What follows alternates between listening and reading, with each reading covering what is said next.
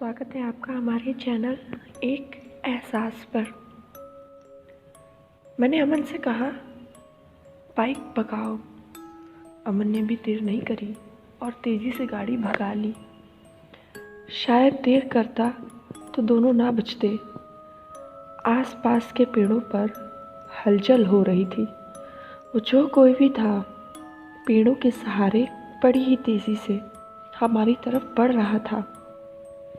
जैसे तैसे करके हम गांव तक पहुँचे, पर अब वो हमारा पीछा नहीं कर रहा था।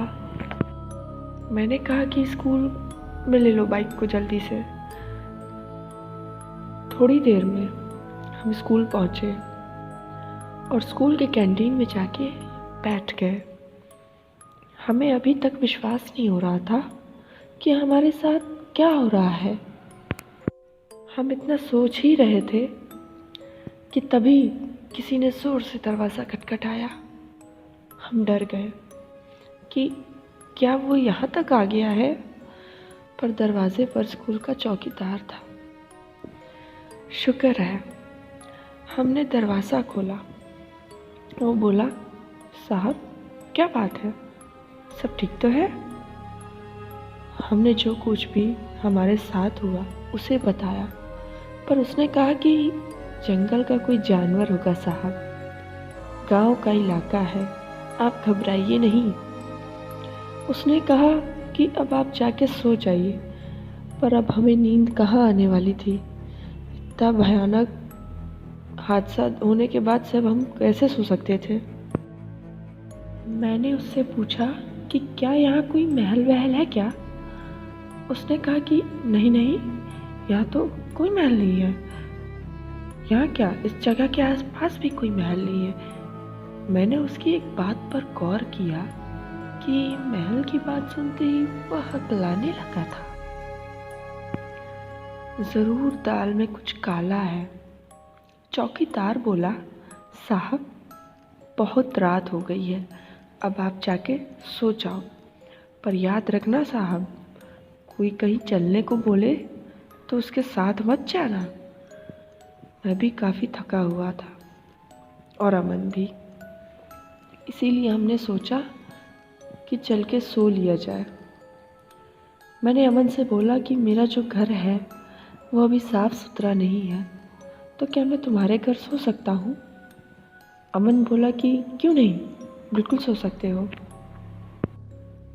अमन के घर सोने का तो बस बहाना था। मेरी तो डर से हालत खराब हो रही थी, इसलिए मैं अपनी कोठी में नहीं जाना चाहता था। शायद अमन भी डरा हुआ था, पर वो ऐसे दिखा रहा था जैसे कि उसे बिल्कुल भी डर नहीं लग रहा है।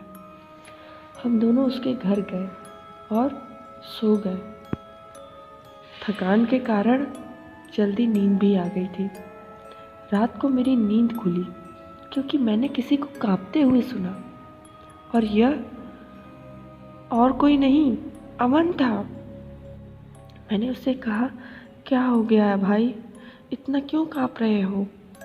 अमन कुछ बोलना चाह रहा था, पर उसकी आवाज़ ही नहीं निकल रही थी। उसने अपने हाथ से खिड़की की ओर इशारा किया, और जैसे ही मैंने खिड़की तरफ देखा, मेरा शरीर खौफ से जम गया। मैंने बाहर देखा कि एक बड़ा ही भयानक राक्षस खिड़की के सामने खड़ा था और बस हम दोनों को ही देख रहा था। उसके मुंह में दो बड़े ही नोकीले दांत थे जिन पर खून लगा था, और उसका शरीर बिल्कुल किसी चमगादड़ जैसा था। उसकी आंखों को मैंने पहचान लिया था। ये वही था जो हमें जंगल में दिखा था। थोड़ी देर बाद वो वहाँ से गायब हो गया, पर अब छत पर किसी के चलने की आवाज़ें आने लगी और किसी ने ज़ोर से दरवाज़ा खटखटाया। हम दोनों को ही समझते देर ना लगी कि इस बार दरवाजे पर मौत खड़ी है। वो जो भी था दरवाज़ा खटखटाए ही जा रहा था और एकदम से रुक गया। अमन और मेरा हाल बहुत ही बुरा था। थोड़ी देर बाद हमने सुना कि कोई दो लोग आपस में बातें कर रहे हैं। तो क्या बात कर रहे थे ये तो हम नहीं सुन पाए, पर थोड़ी देर बाद आवाज़ें रुक गई। आसपास का माहौल शांत हो गया। फिर मैंने हिम्मत करके अपने से पूछा कि भाई क्या हुआ था। अमन भी अब सामान्य था।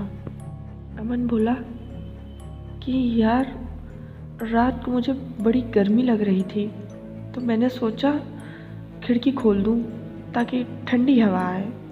खिड़की खोल के मैं अपने बिस्तर पर जाके लेट गया और मैं खिड़की की तरफ देख ही रहा था कि तभी वो चीज़ मेरे सामने आई। और आगे का तो तू जानता ही है यार।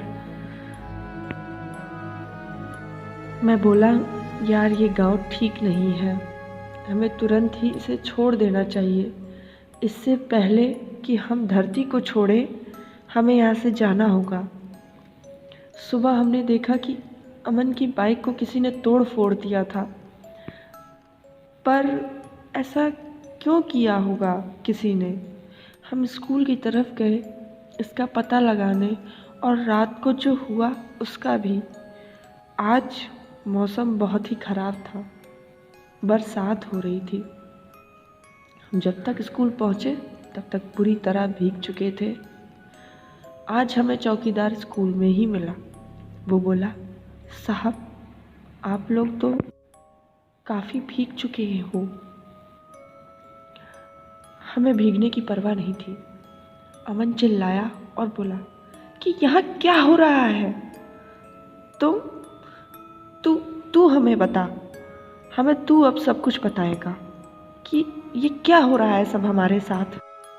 चौकीदार बोला कि साहब आप बहुत ही बड़ी मुसीबत में फंस चुके हैं। अमन बोला, कैसी मुसीबत। चौकीदार बोला कि इसके आगे की स्टोरी जानने के लिए हमारे इस वीडियो को लाइक करिएगा, सब्सक्राइब करिएगा और मिलते हैं नेक्स्ट पार्ट में।